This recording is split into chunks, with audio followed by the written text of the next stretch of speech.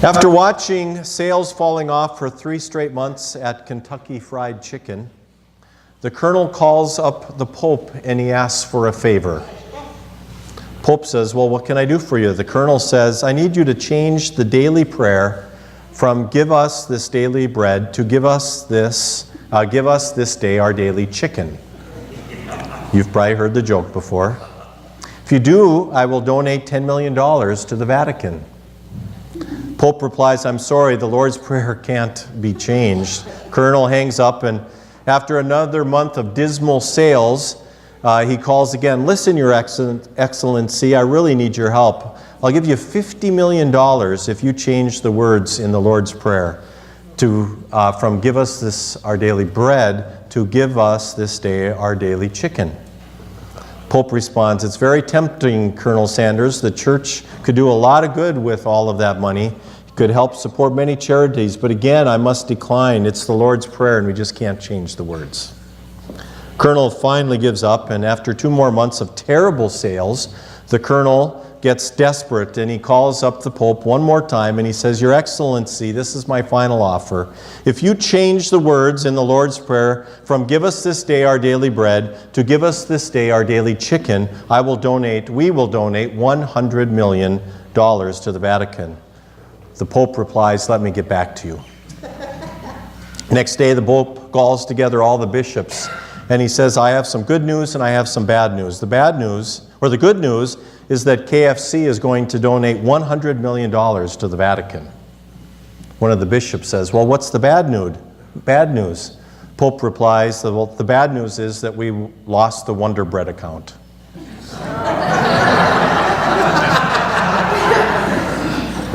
It's pretty good. It's a hard one to tell. It's a lot of words.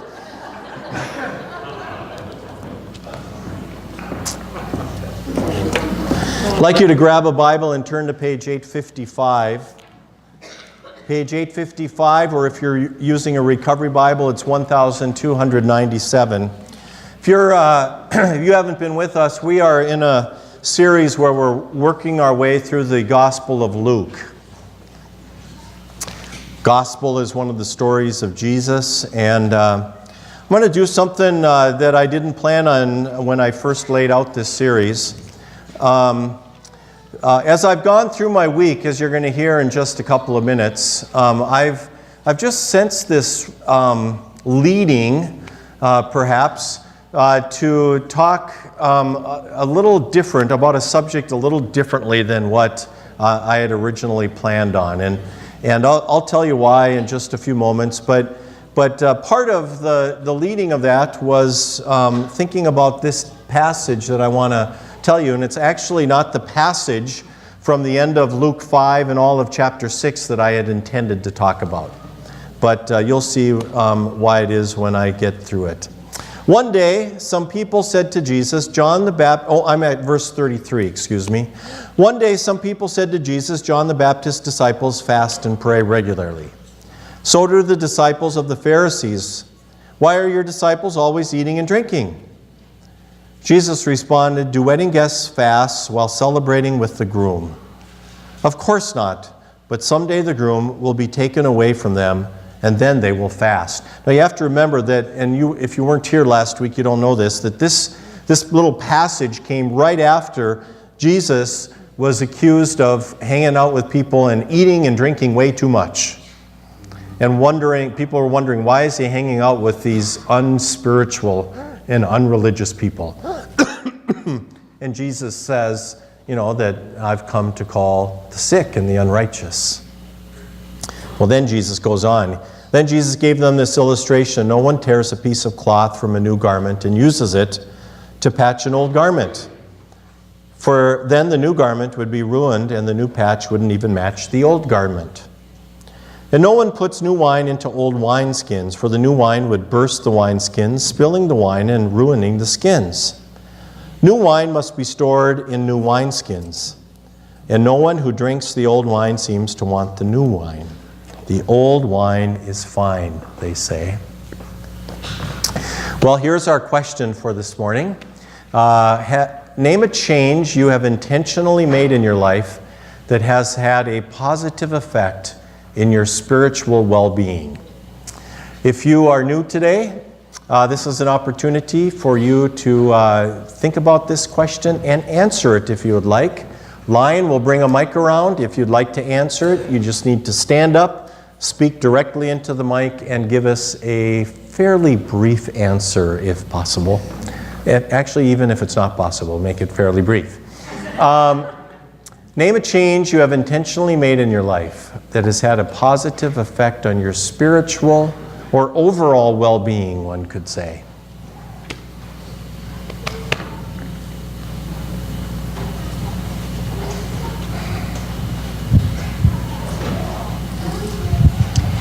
My change has been from when I was going to a church that I fell asleep every Sunday and did not enjoy being there, to come to this church where I have not fallen asleep yet, Pastor.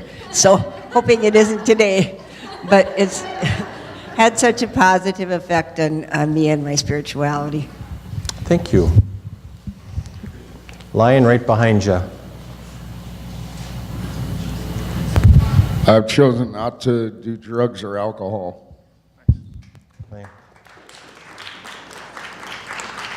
Thanks, Neil.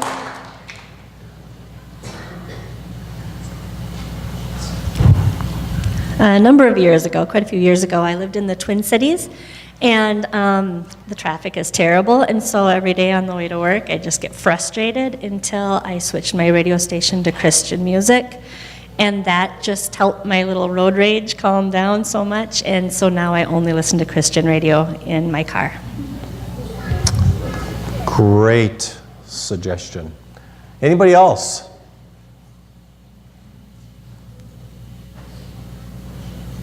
Come on, we can do one or more, two more. This is an easy one in many ways. Come on. There's way in the back and then up front, Lion.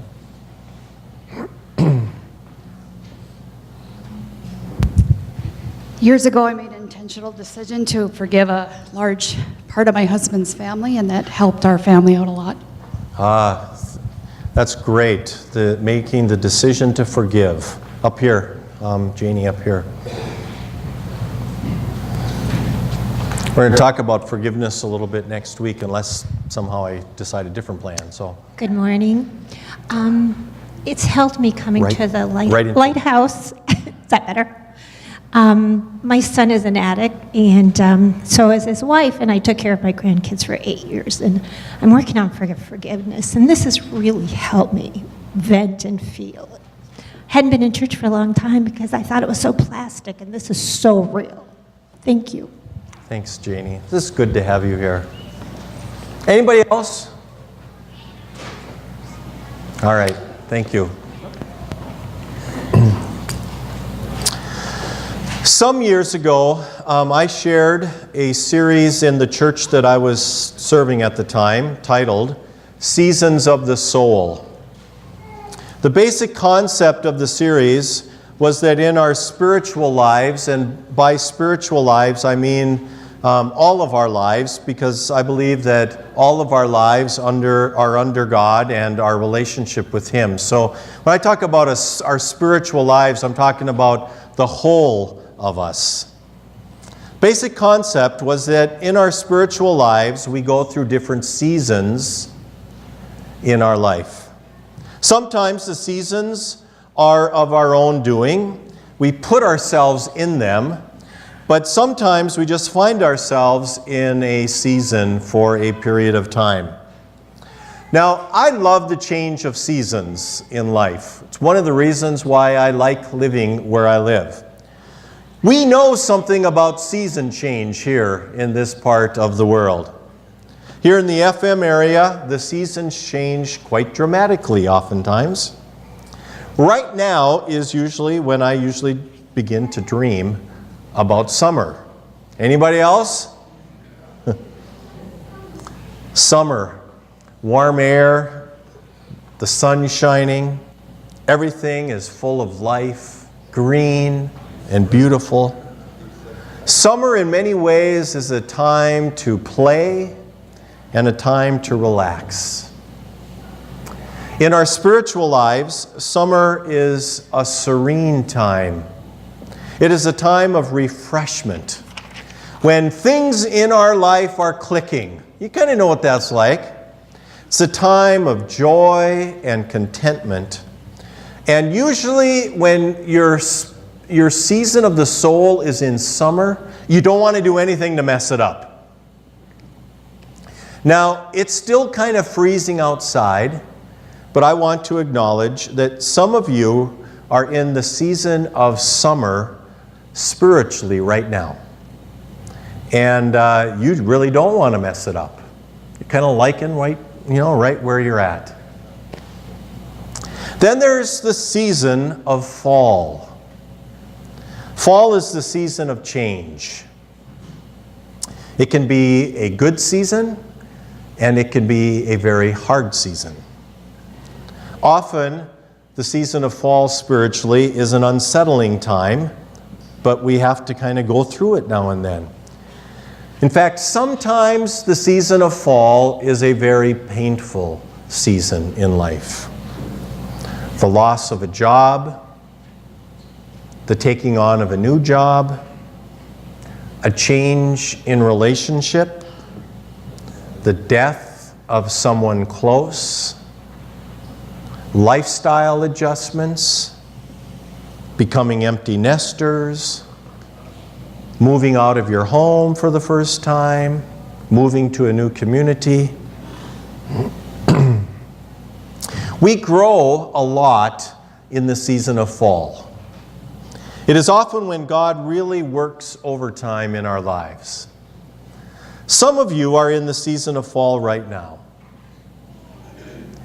If you are fairly new in recovery, you are in the season of fall right now.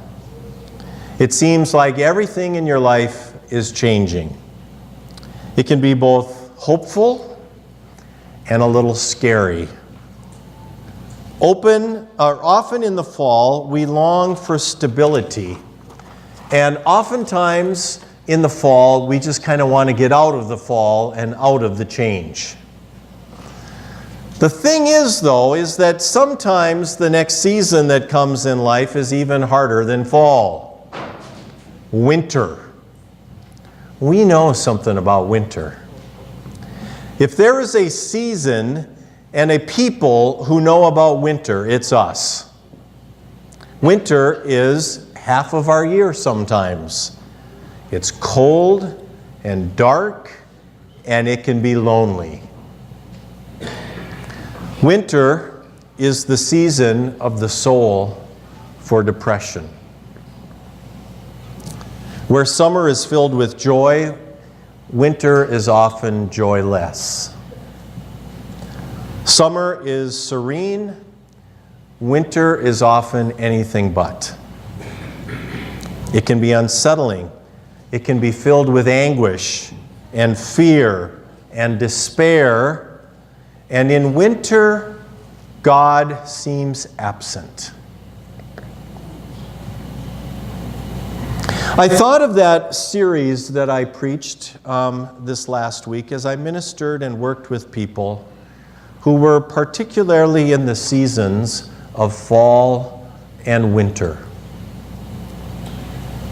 In my meditation and preparation for today, I just kept feeling pulled in a different direction than I had intended to be in my sharing with you today. And I'm finding it important in this, I'm going to call it a social and faith community experiment we call Lighthouse.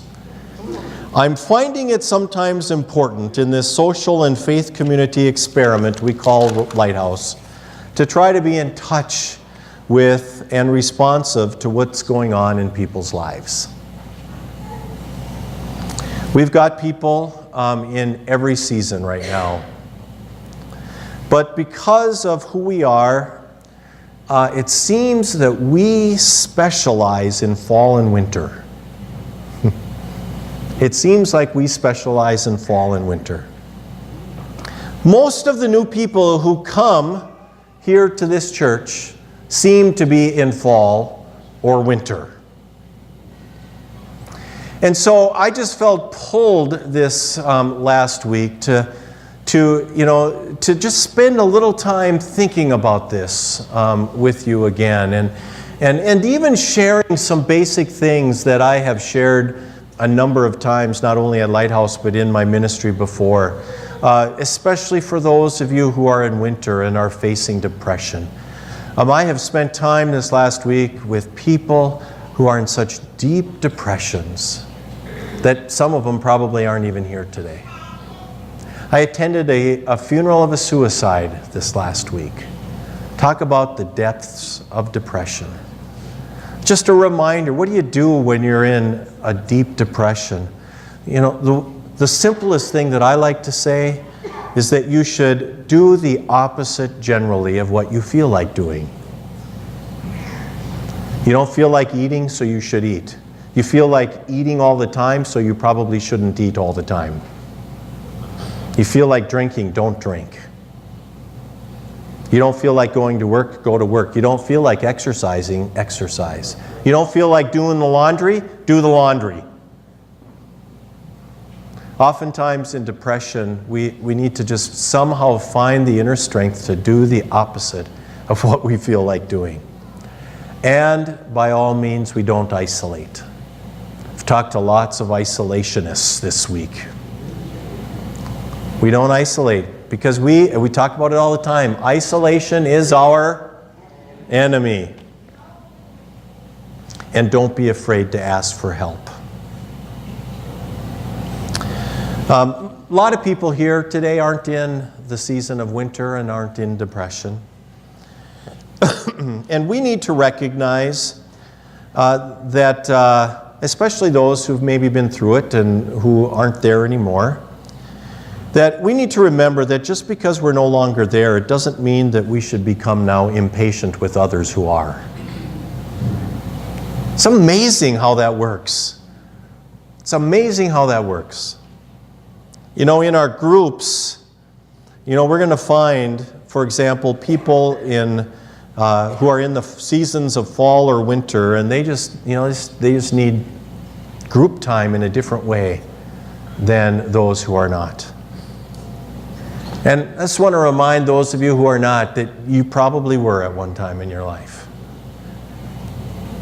For those of you who aren't there anymore, chances are you were just as annoying as the person who now is in your life. For those who are in spring and summer, we need you to show those who aren't in spring and summer that one day a new season will come. So hang on, there is hope. And yes, I do know that I have not talked about spring yet. One of the big steps in the seasons of the soul is to recognize where you are so that you can dress appropriately. You don't want to wear a parka in the middle of summer. And, well, I do have confirmation kids who come in shorts still. But usually in the middle of winter, you don't wear shorts and a t-shirt. When you're in fall, you may just want to get through it, but the season needs to run its course. At the end of January, I'm really ready for winter to end, and I know that there are 2 more blasted months to go through. And so let me just give you a couple of little helpers here, and because I suspect that most people here have already been able to identify what season you might be in your life. First step, recognize what season you are in. It's an important part of the battle. You know what? I think I'm in fall right now. Man, everything's changing, and let's not get too carried away with that. I just need to, I need to think about fall. Number 2, this is going to be an odd one. I spent my internship in Bemidji, Minnesota. Bemidji's beautiful. And they have tough winters. You know, we have tough winters, but it's cold up in Bemidji. And the pastor I worked with there, whenever he would meet somebody new to Bemidji, he would say, "We have a long winter. You have to make friends with the winter if you're going to live here." Now, you don't have to make friends with your season, But if you despise it and hate it, it's going to be a long one. And so you not only identify what season you are in, but you kind of got to warm up to the reality that, okay, I'm in the season of fall, or I'm in the season of winter. What do I need to do as I move through this season of my life? So, recognize what season you're in, make friends with it, and then third, and this is really important, seek to learn from God whatever you can in the season that you are now in. No matter what season you are in, God is seeking to teach you and to grow you in some way. God refills us and refreshes us in summer. We need summer. In summer, we can find joy in serving. God works in us to turn us outwards in the season of summer. What can we learn from God in the season of summer? When it feels like it's all about me, it shouldn't be. In the season of summer, we can begin to grow in giving of ourselves, our possessions. In the season of fall, God does new things in our lives. God opens new doors when you're in the season of fall. Have you ever gone through something and ended up in a new place and wondered, how in the world did I get here? I sit up here every Sunday morning and I think that. Sometimes, in the season of fall, it feels so horrendous. And then we get to the season of summer and we look back at fall and we think, man, was that a good fall? Look what it's brought in my life. I've been in fall for a few years now. I'm kind of ready for a new season sometimes. If you are intentional about what God is doing in the season of fall, you will see it as an opportunity for growth, for new opportunities that God is bringing into your life. For example, I have learned more about the spiritual life and how to minister to people in the last 3 years than I did in the previous 20 plus and seminary combined. In winter, we need to learn to turn to God and to turn to others. God is teaching us in the season of winter not to be so dependent upon ourselves. It's hard because in winter the temptation is to hunker down and isolate. That's why some of you weren't in church last Sunday. But we must not. In winter, God is teaching us something new, but it is so hard to hear Him. I've learned these last weeks that as winter is really bad outside, very bitter, cold, and difficult, at least the last couple of weeks were, so the winter of the soul has been too for some of you. I spent a lot of time with people in depression in the last few weeks. Depression is often hard at this time of year. And the temptation can be to give up. I attended to a funeral of somebody who had to give up this last week. Don't give up. Don't give up. I'd like you to look at a couple of those verses again. Luke chapter 5, page 856, verse 37. No one puts new wine into old wineskins, for the new wine would burst the wineskins, spilling the wine and ruining the skins. New wine must be stored in new wineskins, but no one who drinks the old wine seems to want the new wine. The old is just fine, they say. It's an interesting little passage for this church. Wineskins. Wineskins were made out of sheepskin or goatskin. The neck of the animal was the neck of the wineskin.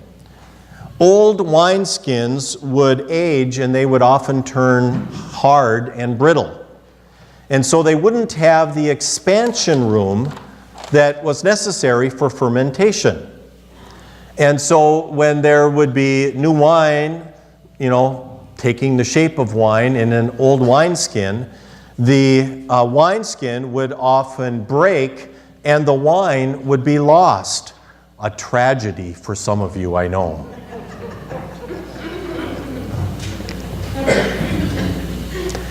But it's even a bigger tragedy for the season of the soul.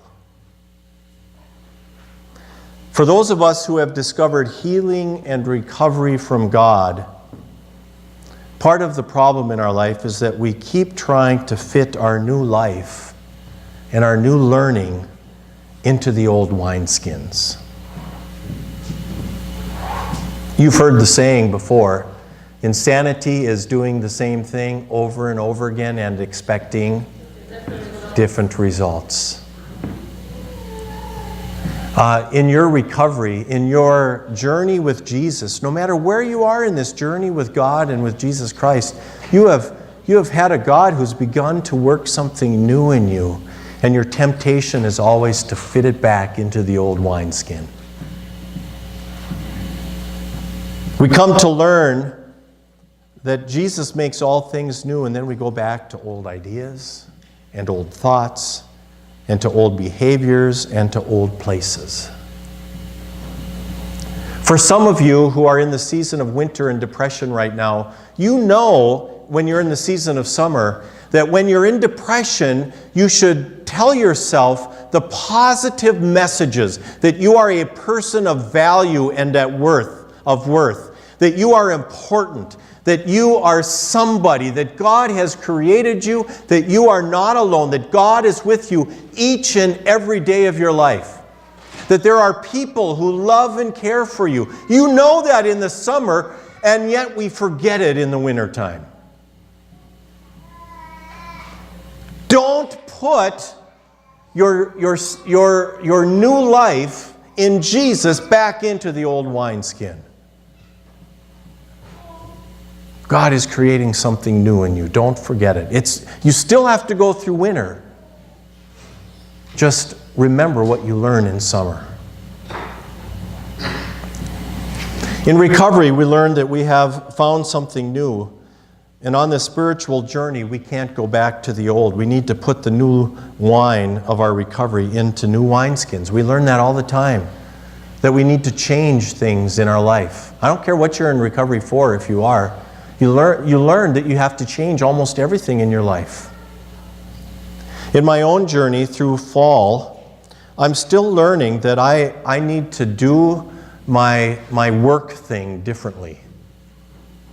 And I've kind of gotten a long ways on that, but I'm still learning. A big piece of my story is burnout, kind of a clinical burnout with depression.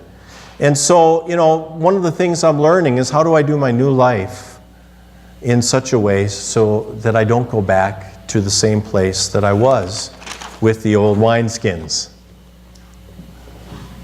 In fall, we are figuring out this new skin. And in winter, we're often struggling about whether or not to go back. So I don't know where you are in what season. This week, I've spent time with people who are in especially fall and especially winter. And it's interesting in a church like ours with the diversity we have that people are at very different places. For example, I've spent time with people who have lost close friends and who are having difficulty developing new ones because there's some trust issues. Spent people who have lost loved ones, time with people who have lost loved ones, and how difficult it is to move on. This last week I've spent time with people who were burned by others and who are struggling with what it means to have this discovery that there are people in this community who will care for them and love them just as they are. And I've spent time with people who somehow aren't sure what it means to love others in a healthy way.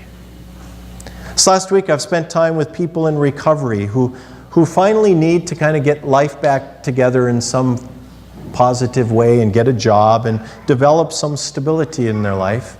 And I've spent time with others who, because of their business success, are wondering, how in the world do I make a difference when I'm gone with what God has given me and blessed me with? This last week, I've spent some time with people who wonder if grass is greener on the other side. And with people who are struggling and just wanting to go back to what's familiar. The old wineskins. Identify where you are. Make friends with it for a while. And learn what God is teaching you. And do not do so on your own, but do so in community. I've shared before that springtime is a pretty exciting time when you live in Fargo, North Dakota. Right now, everything is white. Actually, it's dirty white right now out and around us. And everything is frozen and dead. It's dead. It's dead outside. And when you're in winter here in Fargo, North Dakota, it's really easy to begin to wonder if it's dead forever this time around. If life will ever come back. If the sun will ever shine again. If the grass will ever show itself again and turn green. If the flowers will ever bud or bloom and the trees will ever bud. It's easy for us to begin to wonder in the midst of winter if spring will ever spring forth again. I didn't talk about spring because what I wanted to do is I wanted to tell each and every one of you, no matter what season you are in this world, that one of the profound lessons of living in this part of the country is that we, in the midst of doubt and in the midst of a long winter, in the midst of the feelings that God is absent, in the midst of the darkness and the pain and the despair, we know that one day again the sun will shine. And the temperatures will rise and the snow will melt away and the ground will thaw and once again new life will be given. It may seem like winter is going to last forever, but I can promise you today that spring will come again. That spring in the season of your soul will burst forth with life and with hope and with understanding that God has continued to be with you even in the change and in the darkness because He is working a new thing in you. And it's the discovery of that new thing in which we find truth and hope for the future. Don't doubt it. Don't forget it. There will be spring again. Amen? Amen. Let's stand and sing.